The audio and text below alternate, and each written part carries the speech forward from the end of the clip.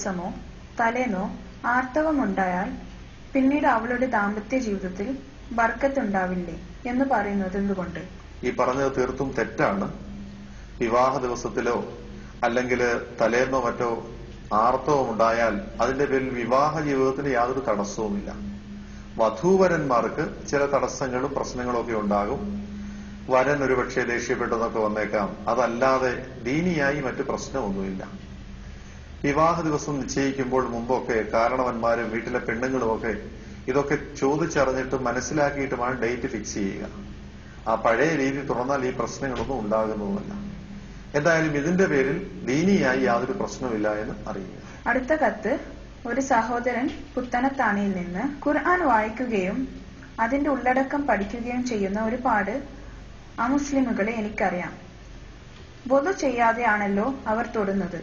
ഇതിന്റെ വിധി എന്താണ്? പരിശുദ്ധ ഖുർആൻ അറബി ഖുർആനേക്കാൾ അതിന്റെ ട്രാൻസ്ലേഷൻ കൂടുതലുണ്ടെങ്കിൽ അത് എടുക്കുന്നതിന് കുഴപ്പമില്ല. ഒന്നുമില്ലാതെയും എടുക്കുന്നതിന് കുഴപ്പമില്ല.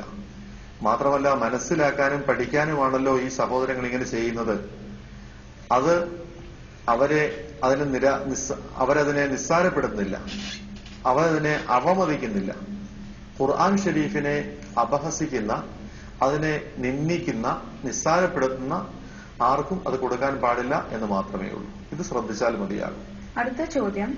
എ അബ്ദുല്ല, അബുദാബിയിൽ നിന്ന്. സ്ത്രീധനം നൽകുന്നതിനെ കുറിച്ച് ഖുർആൻ എന്താണ് പറയുന്നത്? അബ്ദുല്ലായും നമ്മുടെ മുസ്ലിം സഹോദരങ്ങൾ എല്ലാവരും ഒരു കാര്യം മനസ്സിലാക്കുക. ഖുർആൻ സ്ത്രീധനത്തെ കുറിച്ച് പരാമർശിക്കുന്നേയില്ല. മറിച്ച് ഖുർആൻ പറയുന്ന പുരുഷധനമാണ്. പുരുഷൻ മഹർ കൊടുത്തു വേണം പെണ്ണിനെ വേൽക്കാൻ. അങ്ങോട്ട് ധനം കൊടുത്തു വേണം പെണ്ണിനെ കൈവശപ്പെടുത്താൻ, അവകാശപ്പെടുത്താൻ. ഇസ്ലാമിൽ സ്ത്രീധന സമ്പ്രദായമില്ല. നമ്മുടെ ആധുനിക ജീവിതത്തിന്റെ ശൈലിയുടെ ഭാഗമായി മനുഷ്യൻ ഉണ്ടാക്കിയെടുത്ത ഒന്നാണ് സ്ത്രീധനം. അല്ലാതെ സ്ത്രീധനം എന്നൊന്നും ഇസ്ലാമിലില്ല. അതുകൊണ്ട് ഖുർആനിൽ അതിന്റെ പരാമർശവുമില്ല.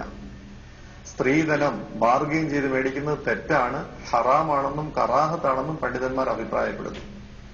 പെൺകുട്ടിയുടെ പിതാവിന് തന്റെ മകൾക്ക് ഇഷ്ടമുള്ളത് കൊടുക്കുന്നതിന് കുഴപ്പമില്ല.